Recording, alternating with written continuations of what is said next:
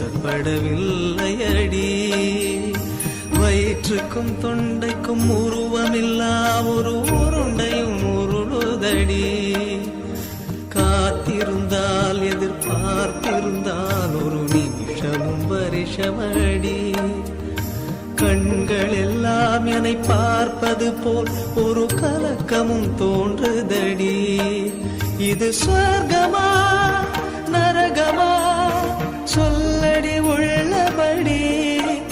நான் வாழ்வதும் பிழை கொண்டு போவதும் உன் வார்த்தையில் உள்ளதடி.